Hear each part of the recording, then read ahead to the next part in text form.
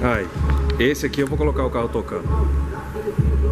Coloquei um volume mais ou menos aqui só pra vocês verem aqui.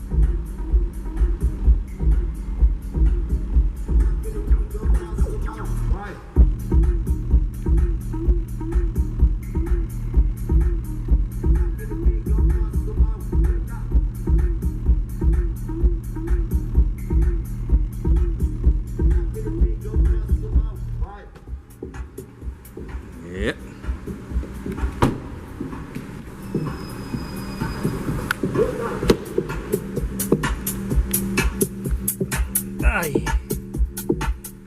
Mesmo sonzinho de sempre aí, moçada, olha lá. Interiorzinho tudo preto.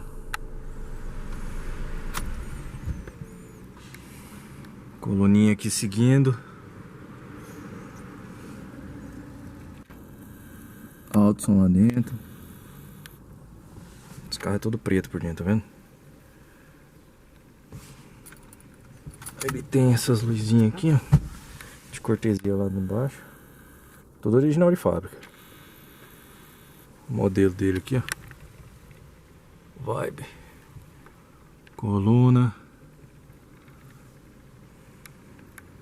Isso aí.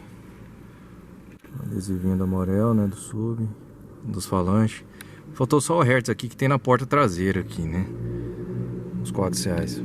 Mas... depois. Isso aqui tá embaixo do adesivo. Tem isso filme aqui também. Mas é isso aí. Esse aí é meu carrinho de som.